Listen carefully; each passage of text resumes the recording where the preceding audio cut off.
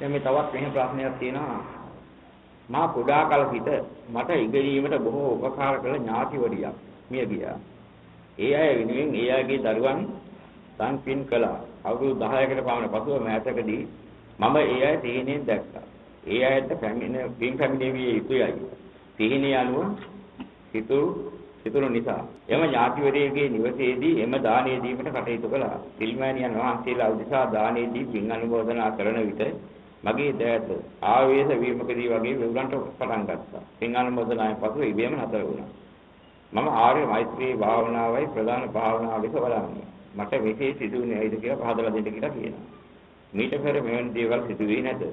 මේ වෙවිලීම ඇති නොවීමට කුමක් කළ යුතුදයි? උපදේශයක් බලාපොරොත්තු වෙමි. මීට පෙර මේ ඥාතිවරිය නමින් මෙහිදී අටපිරිකර පූජා කළ පින් අනුමෝදන් කළා. එදින දෙයක් සිදුවුනේ නැහැ. මේ කාරණය පැහැදිලි කර දෙන්න කියලා ඉල්ලනවා. දැන් මෙහෙමයි වෙන්නේ. යම් කිසි කෙනෙක්ගෙන් උදව්වක් උපකාරයක් ලැබුණා නම් එයා ඥාතිවරයෙක් නම් විශේෂ වෙනවා. ඒක අනික් කෙනෙක්ගෙන් හෝ උදව්වක් උපකාරයක් ලැබුවා නම් Taman ඔහුට උදව් කරන්න උපකාර කරන්න හේතු ඇති කෙනෙක් බවට පත් වෙනවා. දැන් ඉතින් මියගිය කෙනා ඥාතිවරය යම් කිසි විදියක ගන්ධබ්බ අත්බැවල ඉන්නවා. ඒවා ඉන්නකොට ඒගොල්ලෝ කරගත්ත පිනක් නැත්නම් එහෙම අසරණ වෙලා හිටියෝ. Tamanට උදව් කරපු උපකාර කරපු කට්ටිය හොයාගෙන යනවා Tamanට උදව් කරගන්න. හේතු තියෙන නිසා ඒකට අවස්ථාවක් තියෙනවා. මෙන්න මේම අවස්ථාවලදී තමයි ඒ වගේ කට්ටිය සම්බන්ධ වෙලා හිටන් හැකිතරම් දුරට ලං වෙන්නේ. ඒ දෙන පින ලබාගෙන සුඛිතමිත වෙන්නේ. ඉතින් මේ වගේ අවස්ථාවලදී මොකද වෙන්නේ? සමහර අවස්ථා තියෙනවා. මේ පින දෙනකොට ළඟටම එනවා. පුළුවන් තරම් ලං වෙනවා. ලං වෙලා සම්බන්ධයක් ඇති කරගන්නවා. අර පුණ්‍යානුමෝදන වීමේදී ඒ වෙලාවට ඇඟට සම්බන්ධ වුණා තමයි ආවේශන ගතියෙන් තමයි අතපය වෙවුලන්නේ. හදවත ගැහෙන්න ඔළුව හෙල්ලෙන්න පටන් ගන්න. ඒ වගේ ආවේශ වෙන දේවල් වලට තියෙනවා. ඉතින් මේ වගේ අවස්ථාවල් ලැබෙනවා. මොකද අර පින් අනුමෝදන් වීමට ඇවිදලා බලාපොරොත්තු වෙන ඉන්නකොට සිද්ධ වෙන දෙයක්. මේ පුණ්‍යානුමෝදනා කළ ඉවරනකොට ඒක නැති වෙලා යනවා. හැබැයි මේ පිළිෙන් ආඩ්‍ය බවටපත් වුණොත් එහෙම දෙයක් කරගන්න අවස්ථාවක නැහැ. සමහර අවස්ථා තියෙනවා. මේ පුණ්‍යානුමෝදනා කරනකොට පිළිගන්න පුද්ගලයාගේ ස්වභාවය අනුව එයාට එන්න පුළුවන් තරම් තියෙනවා. ඒතකොට ඒ වගේම සමහර අයකට එනකොට ඒ තැන් වල දේවතාවෝ වගේ බලවත් අය ඉදිලා ඉන්නවා නම් එහෙම තැන් වලදී අර ඥාතීන්ට ඇවිදින ඇඟට සම්බන්ධ වෙන්න බෑ ඈත තියා පින් අනුමෝදන් වෙනවා. දැන් මේ කියනවා මේ මිත්‍යාට ඇවිදලා හිටන් අටපිරිකක් පූජා කරලා පුණ්‍ය අනුමෝදනාවක් කළාලු වෙන්නේ එදා එහෙම දෙයක් උනේ නැහැ කියනවා. මේ මෙතෙන්දි මෙහෙම දෙයක් වුණා කියනවා. ළඟට එන්න පුළුවන් අවස්ථාව තියෙන කටියට ළඟට එන්න.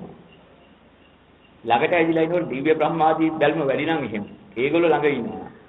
අර සමහර අමනුෂ්‍යයින්ට ඒ බලවේගය ඉක්මව ගියා ක්‍රිංගා ගන්න ළඟට ඇවිදලා පින් ගන්න බැරුව යනවා. ඊළඟ දුරස් වෙලා ඉන්නවා. දුරස් වෙලා ඉඳලා පින් ගන්න මොදා වෙනවා. ඒ විලාට ඇඟට වෙවිලීමක් දැනීමක් නැති වෙනවා හැම වෙලාවෙම. ওই දෙකම සිද්ධ වෙනවා. දැන් සමහර ප්‍රබල අමනුෂ්‍යයෝ ඉන්නවා. ඒක දරන්න පුළුවන් අය. ඒ වගේ ඇඟට වැදලා තියෙනවා. අජීර්ණ කළා දින විනාබීත් වැනි දේවල් දීපු ඒවා යක්ෂ අජීර්ණ වගේ දේවල් බලට දීලා යක්ෂ අඳුන් වගේ දේවල් බලයෙන් ඉඳලා තියෙනවනම් ඒ හිරියේ මැදිලා ඉන්නවනම් කවුරු විදියක් දිව්‍ය බ්‍රහ්ම විදියක් පැනලා යන්න විදිහක් නැහැ. ඒගොල්ලෝ පුළුවන් තරම් දැවි හරි ඉඳගෙන. එතන දගලනවා ආවේශ වෙනවා එහෙම කටයුතු කරේනවා. ඉතින් එහෙම නැතුව නිකන් සම්බන්ධ වෙච්ච ඥාති බලපෑමක් හරි අර වගේ යම්කිසි ආධාරයක් බලාපොරොත්තු වෙන කෙනෙක් නා. අර වගේ යම්කිසි සාමාන්‍ය තැනකදී ළඟට එනවා. එන්න බැරි විදිය මට්ටමකට ඈත් වෙලා ඉන්නවා. දැන් පුණ්‍ය අනුමෝදනා වෙනවා. කොයි කාලෙන් හරි සුඛිත බුද්ධ භාවයටපත් වුණොත් එයා නැවත වාරයක් එන්න බලාපොරොත්තු වෙන්නේ නැහැ. ඉතින් ඒ ලැබෙන පින මදිනා. ඒකෙන් අලුපාරුවක් හරි තිබුණා නම් එයාට ගන්න බැරි කමක් තිබුණා නම් ඒ වෙලාවේ යලි බලාපොරොත්තු වෙනවා. ඒකෙන් හරි ගියේ නැහැ වෙන එකකින් වදියන් කියලා. ඒක තමයි බලාපොරොත්තු වෙන්නේ. ඉතින් ආර්ය මෛත්‍රී භාවනාවෙන්දියක් වඩනකොට ඉතින් Tamanට හිතපු අය Taman උදව් කරපු උපකාර කරපු හැම කෙනෙක්ම අනික කෙවුනා පැත්ත පලාතව බලන්නේ අපි ගැන හොයන්නේ බලන්නෙත් නැහැ. අපිට මොනවා හරි උදව්වක් තියෙනවා නම් අර පුද්ගලයාගෙන් ගන්න පුළුවන් වෙයි. බලාපොරොත්තු වෙමු ඊළඟම කියන හැඟීමෙන් කිට්ටු වෙනවා. ඉතින් ඒ වගේ වෙලාවකට මෛත්‍රී සාගත කාය කර්ම, වචී කර්ම, මනෝ කර්ම මේවෙන් යුක්තව ඒ බින්දහම් කළා බින් දෙනකොට ක්‍රමක්‍රමයෙන් ඒගොල්ලෝ සුඛිතමුිත වෙනවා. සුඛිතමුිත වුණාට පස්සේ ඒ සුඛිතමුිත වෙච්ච එක එක දේවත් බැවුවටත් යනවා. ඊට පස්සේ ඒගොල්ලෝ කෘතෝපකාර හලකනවා. කෘතෝපකාර වශයෙන් මොකද කරන්නේ? මේ පුද්ගලයා අතුල කරගෙන. තව තවත් බින්දහම් කරගනිමින්. ඊයට හැකවන හලකමින්. එහෙමත් ඉන්නවා. එහෙම කාලයක් යනකොට මොකද වෙන්නේ? අර විරුද්ධ බලවේගයක් වශයෙන් ඉන්න තව කෙනෙක් බලාපොරොත්තු වෙන ආව ළඟට ඉන්න බෑ. ඒගොල්ලෝ ඈත ඉන්න බලාපොරොත්තු වෙනවා ඊට පස්සේ. ඊට පස්සේ ආවේශ වගේ දේවල් නැති වෙලා යනවා. ඒවා හිතින් හැබැයි අදහස් හොඳට තීක්ෂණ වෙනවා. අර යහපත් විදිහටපත් වෙච්ච අය යහපත් අදහස් දෙන්න පටන් ගන්නවා. සැකවර්ණයට අවශ්‍ය අදහස් දෙන්න පටන් ගන්නවා. කරදරයක් තියෙනවා පෙන්නලා දෙනවා. මෙන්න මෙහෙම කරදරයක් වෙන්න තියෙනවා ඉක්මන් කළා මේ විදිය කරගන්න අදහස් දෙනවා. එහෙම හැකවරණ සැලසෙනවා.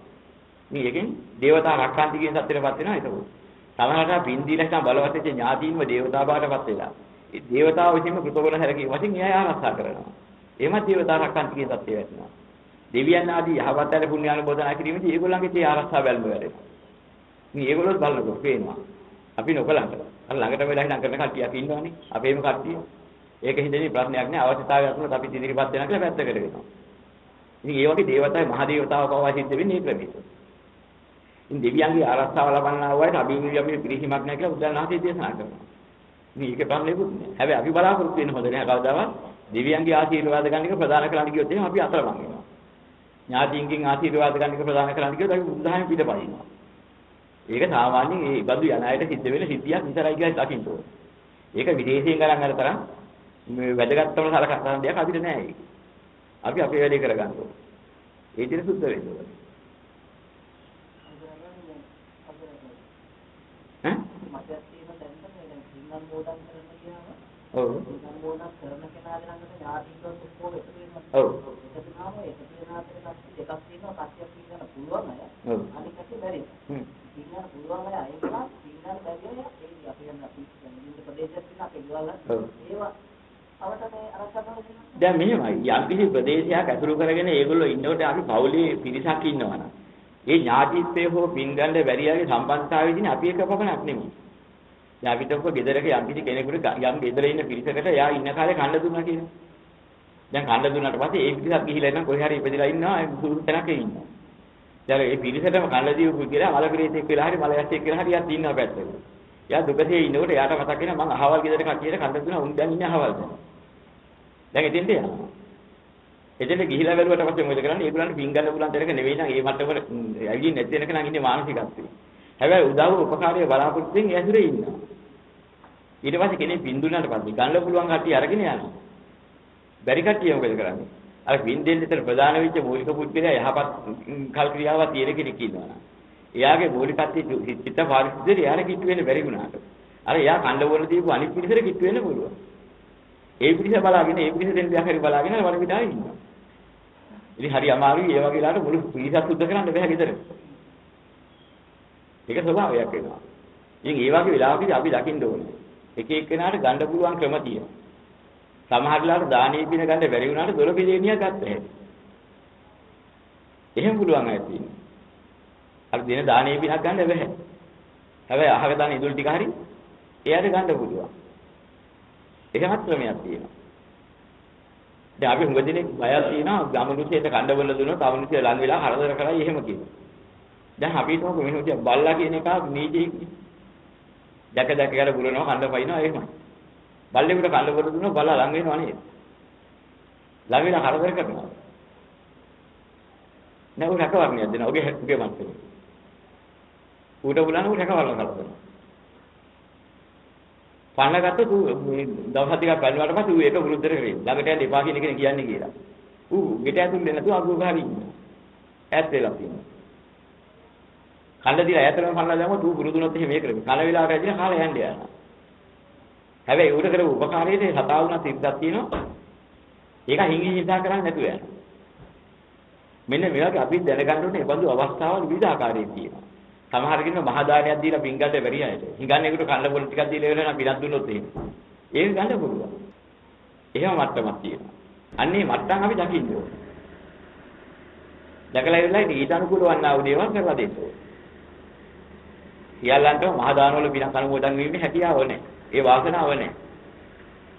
ඉතින් ඒ නිසා තමයි කියන්නේ එකින් එකට ඒ පින් දහම් කරනකොට දුගී මගී යාචකාදීන්ට දෙන දානක් තියෙනවා බලු කපුලන්ට දෙන දානක් තියෙනවා. එහෙමත් ක්‍රමයක් තියෙනවා. දාන 14ක් තියෙන්නේ ඒක. කෙලික දාන 14ක් තියෙනවා. 14 වෙනි දානේ බලු කපුට වාදී සතුන්ට දෙන දාන. අර පල්ලෙහා මට්ටමේ ඉන්නගෙන ඒ දානේ පින අනුමෝදන් වෙන්න පුළුවන් අය ඉන්නවා. අපිට ඔක ගෙදර දඩයක් කාර්යයක් වගේ නිකන් වැඩ කරන්නේ නැති කටයුතු කරන්නේ නේ පින්දහම් කරන්නේ නැහැ. එහෙම කෙනෙක් ඉන්නවා. හැබැයි අලගහලා ඉතුරු වෙච්ච බටිය බලන්න කන්න දෙනවා. ඌසට බත් ටිකක් දාන්න. ඒකත් නොකරන එකෙක් නෑ. සාමාන්‍ය ගෙදරක ඕන නරක මිනිහෙක්. තමන්ගේ පංගුවේ ඉතිරි වෙච්ච බත් ටික ගෙදර ඉන්න බල්ලා කන ගහලා දාලා තියෙනවා. සමහර මිනිස්සු නම් කවුරුද දැක්කම කවුරුන් හරි ගියන කාක්කා කියන කල්ල ටිකක් විදි කරනවා. එහෙම හරි කරව මිනිස්සු ඉන්නවා. අර ඒ පින මහ බලවත් එකක් නෙවුනද? ප්‍රේතාත්මයක ඉපදිලා ඉඳන් ඉන්න කෙනාට ඒක හරි ලබා ගන්න හේතු වාසනා තියෙනවා. දැන් අපේ කතාවක් දිනා එක මිනිස්සෙක් කවදාවත් දානයක් දෙන්න කැමතිව නැහැ. දෙන්නෙම නැති මිනිස්සෙක්. ඒ මිනිසා මහ ලෝභයි. හකුරු හදලා ජීවත් වෙන්නේ. උපුරු ගෙනිහිල්ලා උපුරු මිනිහලා පැණි අරගෙන උකකුරු හදලා මෙහෙම ඉඳන් ජීවත් වෙන්නේ මිනිහ. එක දවසක් උපුරු මිනිහා කරා යනකොට පොඩි ළමයෙක් අඬා පස්සෙන් ගිහලා උපුරු කෑල්ලක් දෙන්න. මේකගෙන් බේරෙන්න බෑ. අරගන් කියතන් අරකේ මැදට උපුරු කෑල්ල පිටිපස්සට රීටි කරලා යන්න ගියා. මිනිහා දුන්න එකම දාන්නේ උච්චමයි. කෙනෙකුට. දැන් මේ මිනිහා මැරලා මල ප්‍රේතයෙක් වුණා. මල ප්‍රේතයෙක් වුණාට පස්සේ මොකද කරන්නේ? මේ මිනිහාට වෙන උපුරු වනාන්තරය. වෙන මොකද කන්න දෙයක් නෑ. බඩගින්නේ උපුරු කැල්ල කඩාගෙන කන්න ගියට පස්සේ උපුරු වනාන්තරය අනිත් පැත්තේ. ඉස්සරහ පැත්තේ. වටපිට බලන පිටිපස්සේ දින ඒ පැත්තට එහාට යන ආයි අනිත් පැත්තේ. දැන් මේ මිනිහා මොකද කරන්නේ? ඉස්සරහින් ගිහින් බැරිඳ පිටිපස්සට පේන එක බලන්නේ පිටිපස්සට ගියා මේ ප්‍රේතය. අහු වුණා උපුරු කුලිය. හරාගෙන කෑවා. දැන් මේ ප්‍රේතයට ආහාරයක් වශයෙන් තියෙන මේ උපුරු පිටිපස්සට ගිහලා අල්ලගෙන උපුරු කෑලා. මොකද හේතුව? කරුත්වෙන් නෙමෙයි අර ළමයාර උපුරු කෑලා විසිකරේ පිටිපස්සට. ඒකට කර්ම විපාක වශයෙන් එක පළ දුන්නේ පිටිපස්සෙන් අල්ලගෙන කණ්ඩ විසා ඉස්සරහින් ගිහලා ලබා ගන්න පුළුවන් ශක්තියක් නැහැ. නමුත් ඒකෙත් වාසනාවක් තියෙන නිසා ප්‍රේතය ඇවිල්ලා කණ්ඩ ටිකක් හම්බුනේ. මෙන්න මේ වගේ බල්ලෙකුට හරි කණ්ඩ ටිකක් දාලා තියෙනවා. අර වෙර පිනන් නොකර පිනවා ප්‍රේතයෙක් උනා. බල්ලෙකුට දුන්න එකේ විතර හරි හම්බ වෙනවා. එහෙනම් ඒකට කවදා හරි කණ්ඩ හම්බ වෙයි. බල්ලන්ට බලල්ලුන්ට දැම්මා වගේ පැත්තකට දාපුවා. වෙන වාසනාවක් නැහැ. ඉතින් විදේශයෙන් ඇරලා හොඳට සකස් කරලා මහ දානයක් දීලා දෙන වින ගන්න තරම් හැකියාවක් වාසනාවක් නැති නිසා. ඒකට තියෙන කවදා හරි බල්ලෙකුට කණ්ඩ දෙන જાති දෙන විනක් ලබා ගැනීමෙන් හැකියාව. ඉතින් ඒ නිසා කරන්නේ බලු කපුටු දානයක් දීලා වෙලා නම් පින් දුන්නා. ඒ ගෙදර ඉන්න කට්ටිය එකතු වෙලා ඒක ඊට වඩා වටිනවා උන්ට. ඒතර උන්ට කන්න හම්බ වෙනවා. දුගී මගී යාතකාදීන් දීලා තියෙන පුරුදු තියන අය ඉන්නවා. හරිදී හිඟන්නේකට සද ගණනක් හරි දීලා යනවා. වෙනා කරන විනක් නැහැ. එහෙම කරන්නේ දුගී මගී යාතකාදී පිරිස වල දන් දීලා හන්දේල පින ලබාගෙන පෝෂණය වෙන්න පුළුවන්. හැබැයි උන්ට හම්බෙන්නේ කොහේ හරි ඉතින් ඔය දාලා තියෙන මේවා පොතක දාලා තියෙන දෙකක් ඔය මොන හරි මේ පිඟාරක නෙමෙයි මොන හරි මේ කෙහෙල් පතක හරි දාලා හිටන් ඔය පැත්තකට ඉඳලා දුගී මගින්ට දෙන විදිය දෙන යානයක් දුන්න විදියට මොන තමයි උන්ට හම්බ වෙන්නේ. අර බල්ලෙකුට කන්න තියලා ටිකක් වෙන පිනක් කරන්නේ නැතුව ඒ જાතියක් කරලා තිබුණා. බල්ලට වාගේ පැත්තකට දාපු එක තමයි හම්බ වෙන්නේ. මම දැනුවත්ව සිද්ධියක් අහලා තිබුණා. ඒ වගේ කර්ම ශේෂයක් ඇති ළමයෙක් ඉපදිලා හිටියා. ඒ කර්මයක් ගෙවලා ශේෂ කර්මයේ මිනිසයා ගෙවන්න තිබුණා. මේ ළමයා වත් කන්නේ නැහැ. යම් කිසි කෙනෙක් ඔය පිළිබඳ බලපු ගුප්තව දකින්න පුළුවන් කෙනෙක්. බලලා හිටන් ඊට පස්සේ යාට ක්‍රමයක් කිව්වා. දන් වේලා ගෙනිහිලා හිටන් බෙල්ලට දාලා වැඳලා කණුවක බඳින්න. දාලා හිටම පත් කළා කියලා. ඒකට බත් ටිකක් දාන්න ඕන. කියලා කිව්වා. අර විදිහට දැම්මා ඉතින් අර ළමයා මොකද කරන්නේ බල්ලා කනවා වගේ පත් ටික කෑවා. අර කර්ම බලවේගයේ ලැබිච්ච හරියට විච ප්‍රශ්නේ එතන ඉවර වුණාට පස්සේ ළමයා පත් ගන්න පටන් ගත්තා. දැන් එතකම පත් කවපු ළමයෙකුට පත් කවපු හැටි. අනේ හිමිකම ලැබුණ ආකාරය. ඔවුන්ට හඬ දෙනාට වැඩිය හොඳ යකෝ බල්ලන්ට දීපිය. අපි මිනිස්සු නිකමට කියන කතාව. ඔවුන්ට දෙනාට වැඩිය හොඳ බල්ලන්ට සුදුවක් තරම් දෙන්න.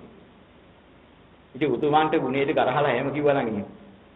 කවදා හරි බල්ලන්ට සුදුවාප දෙන විදිහේ කෑමක් කාලා තමයි එයායි නයිගේවා ගන්න ඕනේ.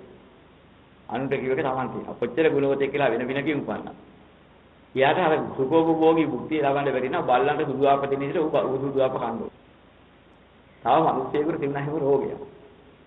ඒ රෝගේ ලක්ෂණ බලනකොට මේ මිනිස්යාට මොනවා කෑවත් දිරවන්නේ. එහෙම රෝගයක් තිබුණා. මේ රෝගයේ හේතුව බලපුවා. ඒක අද්දවක. කොට හද්දාගු කැවි කියන කෙනෙක් නිදාවක්.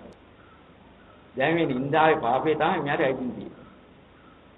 මෙයාට කෑම දිරවන්නේ. ඉතින් වල කියන්න සිද්ධ වුණ අයට කළ යුතු තියෙන්නේ. හැබැයි කෙනෙක් අප්‍රියා කිව්වොත් නම් කරන්න බෑ. එක වැඩක් තියෙනවා මේකේ තුබේත. කෙමා. පුළුවන් නම් මේ වැඩේ කරන්න පුළුවන් නම් වැඩේ කළ හැකියි. මොකද කරන්නේ? උදේට වැටිකිලි ගිහිලා ඉස්සෙල්ලාම එන හරිය කෑල්ලක් ගිලපන්. ඊළඟ දවසේ උදේට වැටිකිලි ගිහිලා ඉස්සෙල්ලාම එන හරිය කෑල්ලක් ගිලපන්. ඉස්බල්. දින 7ක් ගිලපන්. ඒක තමයි දුන්නේ මේ. හද්දාගු එයාට කවුනට පස්සේ ගන්න පුළුවන්. කැමති කෙනෙක්. අනුන්ට කරගෙන Tamanට ආවේ කොහොමද? ඔහු අනුන්ට කියාපු එකක් ඔහු හරහා සාපයක් වශයෙන් ඇවිදින් තිබුණේ. ඔහුගේ 7 දවසේ දුව ඔහුට කවුනට පස්සේ ආහාර පිළිගන්න පටන් ගත්තා. ලිඩේ ඉවරයි. බේත් කරලා හොද කරන පරිවිතිච්ච රෝගියෙකුට දුන්න ප්‍රතිකාරයක්. සාහිතිගතව දුන්න එකක් සුද්ධිලා කියන්නේ හොදලා තියෙනවා මම කිව්වේ. කාටවත් කියන්නේ කියන්න ගැලපෙන්නේ නැහැ. නමුත් සිද්ධිය කොහොමද? මෙන්න මේ වගේ දිනා මේ විවිධාකාර දේවල් අපි උදාන කරන සුළු වචන මහ විශාල භයානක විපාක වෙනවා. තෝ කන්නේ නැතුව මැරි. තෝ නොකානෝ බී මැරි. වචන කියනවා. අපි දන්නේ නැතුව අපිට සිද්ධ වෙනවා නොකානෝ බී මැරෙන විදිහේ රෝගයක් හරි හැදෙන්නේ. වා ප්‍රවෘත්ති විපාක වෙන මහ භයානක පාප කර්ම පුංචි වුණා. කෙනෙකුට කවදාවත් එහෙම සාපයක් කරන්න හොඳ නැහැ. ඕකට වෙනසිය, ඕක නැහිය, ඕකට මෙහෙම විය, ඕකට හිගා ගන්න සිද්ධ වී. ඒ වචනේ කිව්වොත් කියනවත් එකලම සමාන තමයි පළවෙනි එකේ. එයිලා කර්ම විපාකේ තමයි විනාශයක් කරයි. ඉතින් ඒ නිසා ඒ බඳු වචනයක් හරි භාවිතා කරන්න හොඳයි. මෙන්න මේ වගේ දේවල් කරනහම තමයි අර වගේ අමනුෂ්‍ය වෙලා අර උපදින්නේ, අර දුක් විඳින්න වෙන්නේ. ඒ අයටත් අර දෙනේ යහපත් දානවල දානේ හිමි කරගන්න හැකියාවක් නැති වෙලා. අර කරපේකේ විපාකයට අනුකූල විපාකයක් වින්දාට පස්සේ තමයි ඒක ඉක්ම යන්නේ. ඉතින් ඒ නිසා ඒ වගේ තියෙන අයට ඉතින් අර දාන 17න් ගැලපෙන දානේ බලලා දෙන්න ඕන. මහත්ඵල මහානිසංස දෙන.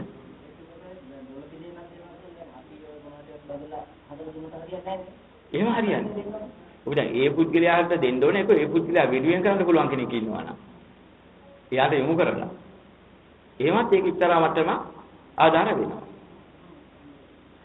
ඔහුගේ මාර්ගයෙන් හරි ඔහුට කරන්න වෙන එයාට දැන හැඳුනුම් ඇති සම්බන්ධතාවයක් තියෙන කෙනෙක්ගේ මාර්ගය. ඒ විලාසි විදේශියෙම දකින්න ඕනේ එයා සංසාරේ දිහා තමට උදව්වක් කරපු කෙනෙක් නම් තමයි ඒක විශේෂයෙන් එයාට යහපත වෙන්නේ. උදව් ලබන්න පුළුවන් ඉන්නේ එහෙම කෙනාගේ.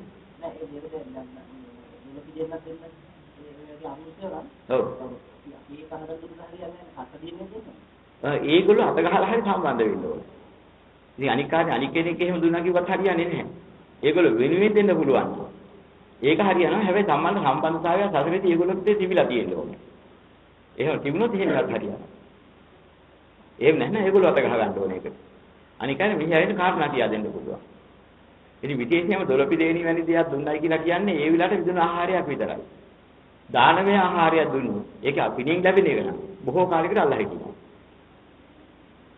ඒක නිසා ඒගොල්ලන්ට ඒක ගැලපෙන්න දෙන්න ඕනේ. බලු කපුටන්ට හරි කමන්නේ දානයක් දුන්නාට පස්සේ ඒගොල්ලෝ ලබා. ඒගොල්ලෝ කියන්න ඕනේ. මේ බලු කපුටු දානේ බින. මේ අතුරු කරගෙන ඉන්නේ අපි පින් අනුමෝදන් ඉන්න බලවත් වෙන්න බැරි දුගති අමනුෂ්‍යයෝ ඉන්නවනේ. ඒ ඇයි ලැබිලා සුපිත මුිත වේවා. එහෙම කියලා හිටන් වචනින් කියලා ප්‍රකාශ කරලා දෙන්න ඕනේ. හදාට කියන්නේ නැහැ. කියනගෙන එහෙම කරලා දෙන්න ඕනේ. එහෙම කරගම ඒ මට්ටමේ ඉන්න අය එකෙන් පින් අනුමෝදන් වෙනවා. සබ්බේ සත්තා ආහාර අට්ඨික කියන සත්‍යම ආහාරයක් නිසායි පවතින්නේ. ඉතින් කිසිම සත්වයකට මේ බ්‍රහ්ම නොවන දෙවියන්ගේ මෙහා ඉන්නට කවලින්ක ආහාරය ආහාරයක්. ඒ ආහාරයේ හිවිකම වාසනාව නැතුව කිසිම සත්වයක උපදින්නේ. මහ පොළොවේ පස් හරි ආහාරයක් කරගෙන සත්වයක උපදින්නේ. ලීයක තියෙන ලී කුරු ටික හරි ආහාරයක් කරගෙන ගුල්ලා වෙලා උපදින්නේ. ආහාරයක් තියෙන. ආහාරයකට හිමිකමක් නැතුව සත්වයක වශයෙන් කාම ලෝකෙ උපදින්නේ නැහැ. හැබැයි ආහාරය ලැබෙන්න තියෙන්නේ යම් යම් ක්‍රම වලින් හොඳ ආහාර වෙන්නත් පුළුවන් නරක ආහාර වෙන්නත් පුළුවන්. ඒක තමන් කරන පාප කර්මයේ හෝ පුණ්‍ය කර්මයේ ස්වභාවය අනුව තමයි ඒක වෙනස් වෙලා වෙන්නේ. ඊට අනුකූල ආහාරය අපිට ප්‍රත්‍ය වෙන්නේ. අනික එකක් ගන්නත් බෑ පෝෂණය වෙන්නේ. ඒ දෙකම වෙනස් වෙනවා එහෙනම්. සමහරවිට උතුම් ආහාරයක් උතුම් විදියට දුන්නොත් ඒක පෝෂණය වෙන්නේ. ඒක දිගවන්න බැරුව යනවා. ඒ දැන් ඌරට දෙන්න ඕනේ ඌරු ආහාරය. ඒකයි උට පෝෂණය වෙන්නේ. ඒකට වෙන ඊට වඩා සුඛෝභෝගී ආහාර කියනවා හරියන්නේ නැහැ. ඒකට අපත්‍ය වෙන්න පුළුවන්. හරකට දෙන්න ඕනේ හරකට ගැලපෙන ආහාරය. දැන් මිනිහෙක් ගුණක් කාලා ජීවත් වෙන්න බෑනේ. හරකට පොතල මහත් වෙලා ඉන්නේ. ඌට ගැලපෙනවා. ඌරට ගැලපෙනවා. ඒ සතට ඒක ගැලපෙනවා. ඒක විරිකල ගත්ත තෙල් ටිකෙන් ගත්ත ආහාරය මිනිහට ගැලපෙනවා. ඒක සතර කල්පන්න අමාරුයි. අන්න ඒ වගේ ස්වභාවයක් තියෙනවා. ආහාරින හීන ප්‍රණීත දෙකක් තියෙනවා. ඒකෙන් දිරවීමේ ශක්තිය ලැබෙන්නේ තමා විසින් කරපු ආහාරයට හිමිකම් ලැබූ තත්ත්වය අනුව. ඉතින් අමනුෂ්‍යය තින්නේ ඔන්න ඔය ආකාරය. ඉතින් අපි හැම කෙනාටම මහා සාංකික දානයක් දීලා මෙච්චර පින් දුන්නා, අට පින් කරලා මෙච්චර පූජා කළා. මේක ගණන් ගන්නවත් නැහැ. ඌට පින් ලැබෙන්නේ නැහැ. ආවුතුන්ගේ දුස්සීලකම දන්නේ නැහැ. දානි වැඩක් නැද්ද දන්නේ නැහැ. ඉතින් ඔහොම එක එක අදහස් ගන්නවා. ඒ කියන්නේ ලෝකේ විවිධයි. ලෝකෙදී අචින්ත්‍යයි. මේක ඉතින් දන්න කට්ටිය තමන්ගේ මට්ටමින් විග්‍රහ කරනවා මිස. මේක අතිසියුම් කාරණා අති සංකීර්ණයි. ඒ කිය කවාණි ගමනේ කරන්න බෑ. දැන් දාන 14ට අයිති ලෝතුරා බුදුරජාණන් වහන්සේට දන් දාන්නේ පළවෙනි. පතේ බුදුන් වහන්සේට දෙන දානය. ඊළඟට තියෙනවා. මහ රහතන් වහන්සේ නමකට දෙන දානය. එතකොට ඒව අනාගාමී ඵලයටපත් වෙන කෙනාට අරිහත් මාර්ගය අනුගමනය කරන දෙන්න දාන්නේ. ඒ විදිහට. එතකොට අරිහත් මේ සෝවාන් අනාගාමී ඵලයටපත් වෙන කෙනාට දෙන්න දාන්නේ. අනාගාමී මාර්ග අනුගාමිකයට දෙන්න දාන්නේ. සකෘදාගාමී ඵලයේ ඉන්න කෙනාට දාන්නේ. සකෘදාගාමී මාර්ග අනුගාමිකයට දෙන්න දාන්නේ. සෝවාන් ඵලයේ ඉන්න කෙනාට දෙන්න දාන්නේ. සෝවාන් මාර්ග අනුගාමිකයට දෙන්න දාන්නේ. එතකොට ඒ වගේ ඊට පස්සේ යම් කිසි පුතඥ අවිඥාලාභී වරේකට දෙන දාන්නේ. අවිඥාලාභී සමාපත්තිලාභී කියන කෙනෙකුට දෙන දාන්නේ. ඒතර ඒ වගේම සීලවන්ත ගුණවන්ත සාමාන්‍ය පුතඥයාට දෙන දාන්නේ. ඒතර ඒ වගේම දුස්සීලයට දෙන දාන්නේ. ඔය ක්‍රමයට ගිහිල්ලා අන්තිමට බලු කපුලන්ට දෙන දාන්නේ 14 වෙනවා. අවසානයේ. ඉතින් ඔය හැම කෙනෙකුටම දෙන දාන ක්‍රමයක් තියෙනවා. ඒ ක්‍රමයට මේක දෙන්න ඕනේ. ප්‍රණීත ආහාරය වෙන්නේ ඒක ප්‍රණීත වෙන්නේ ඊට අනුවයි. දැන් ප්‍රණීත ආහාරය කියලා එක දෙයක් වෙන් කරන්න බෑ.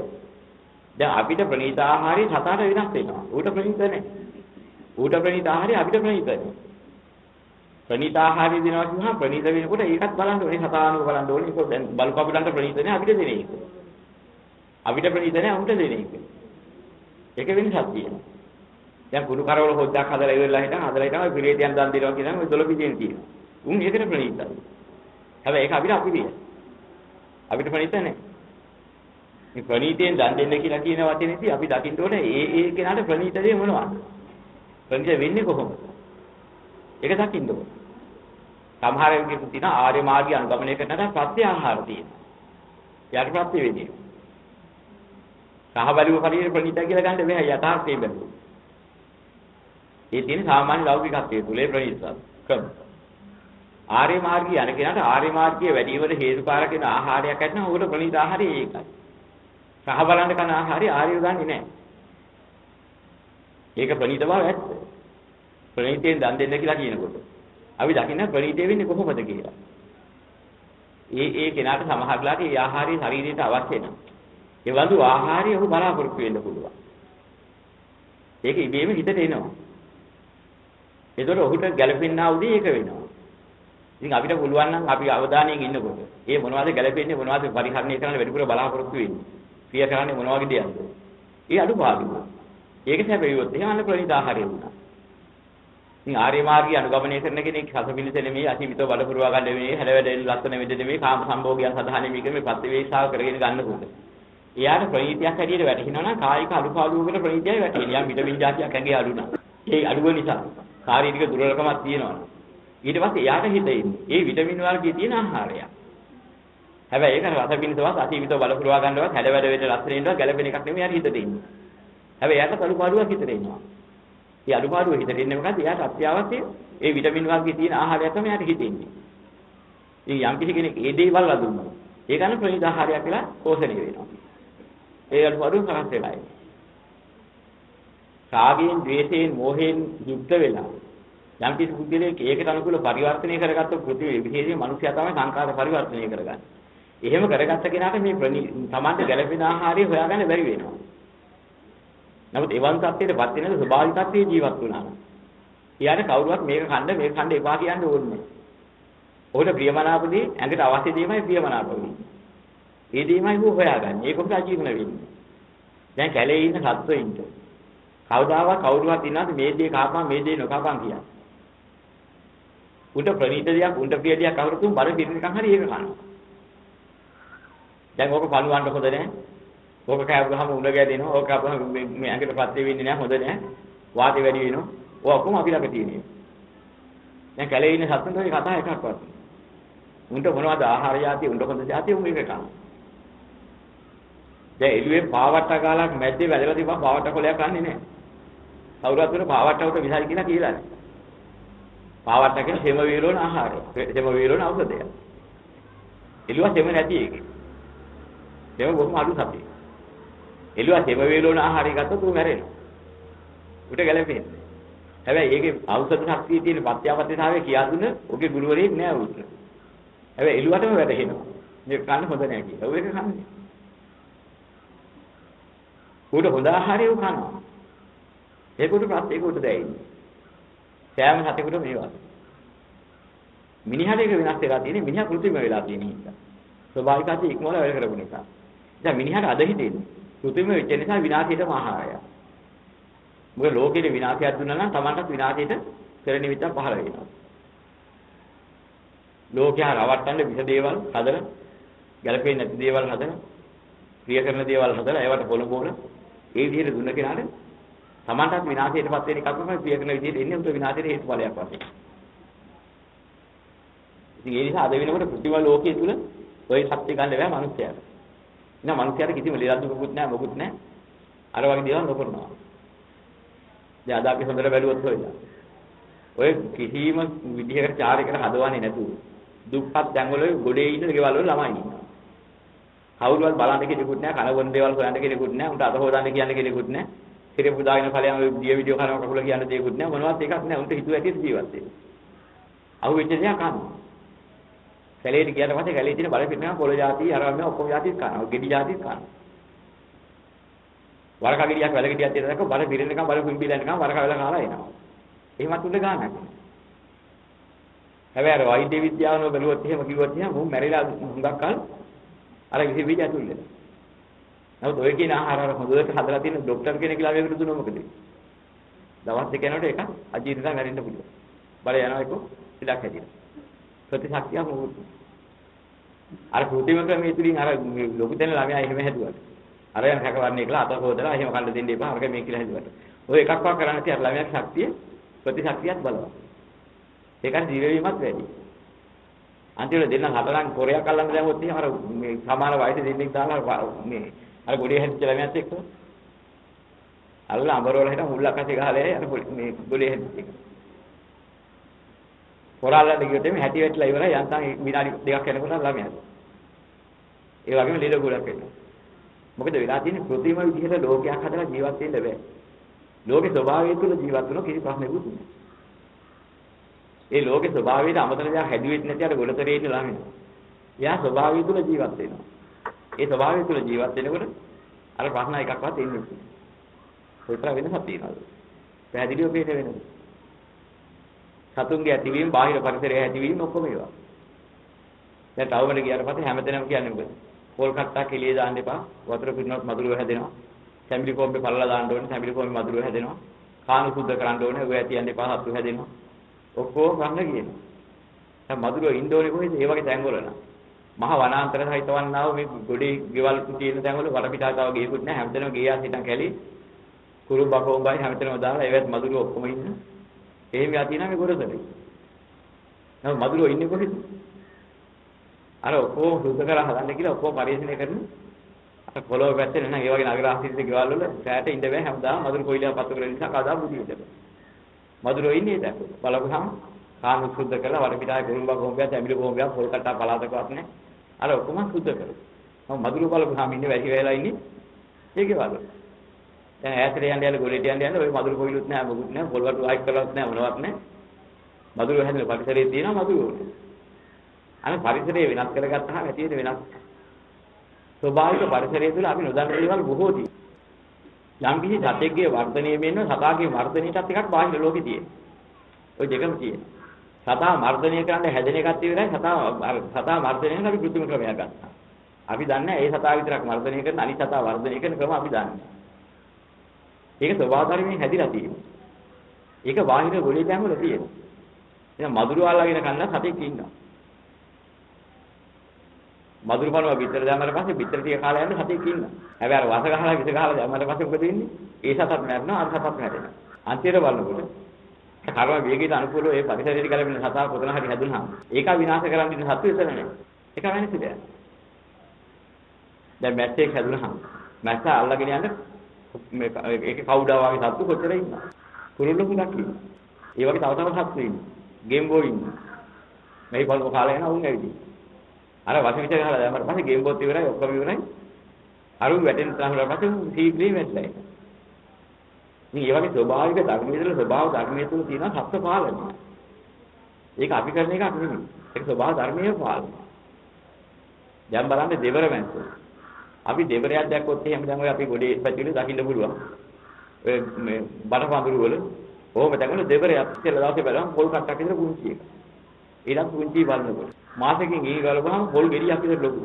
ලෙලියර පොල් ගෙඩි ලැස්සි පොල් ගෙඩියක් විතර ලොකු දානවා. තව පොල් ගෙඩියක් විතර ලොකු තව මාසෙකින් දෙකකින් බලනවා.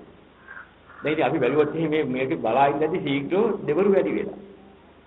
හැමතැනම දෙවරු ඉන වට්ටමට හැදුවා. දැන් අපි හිතාගත්තොත් එහෙම අවුරුදු 10ක් කියලා පස්සේ දෙවරුන්ගේ පිරේ මේ විදිහට වැඩි වුණොත් එහෙම ලංකාවේ හැමතැනම හරියයි.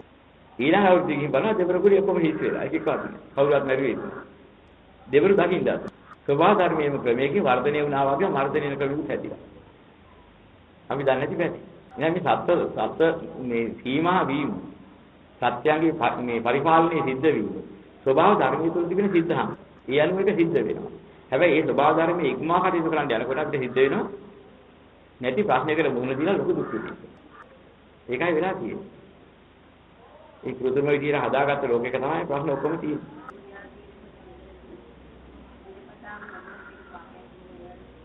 ඈ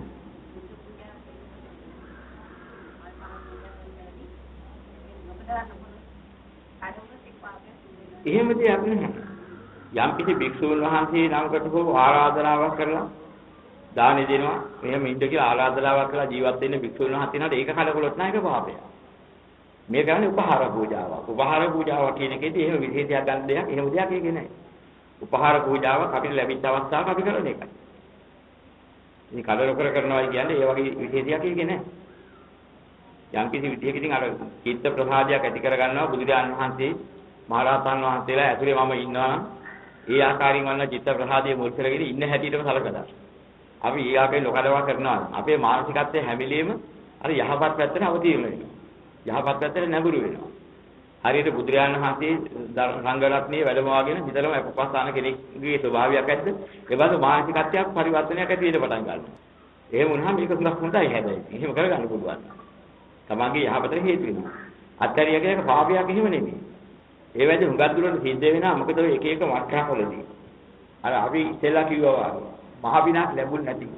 සුළු විනාකර ඥාතීන් අනුමෝදන් කිරීම ආදීදී ඒ වෙලේ වලට කණ්ඩ හම්බෙන මට්ටමේ තියෙන බින්ති පිටයි. ඒ වගේ මට්ටමක් හම්බ වෙනවා. ඉතින් ඒ වගේ අවස්ථාවක් තියෙන තැන්වල එහෙම කරලා ඉතින් මේ පූජා වළක්වලා බින්දී වළක්වලා ඉන්නකොට අරුන්ට හම්බෙච්ච එක නේද බලිගිනි වෙන්නේ. ඒ වගේ රටුන් කලබල කරනවා. ඒ වගේ අර්ථය දෙනවා මේක අත්හැරපුවම අපිට කලබල වුණා. ඉතින් ඒ වගේ අවස්ථා තියෙනවා. මොකද අපි කොච්චර හිටියත් මේ හැම වෙලෙම ජීවත් වෙන්නේ ලෝකේ නොපෙනෙන ලෝකේ විශාල පිරිසක් අතරේ. ඉතින් ඒ අතරේදී අපි හරියාකාරව කටයුතු කරගන්න ඕනේ.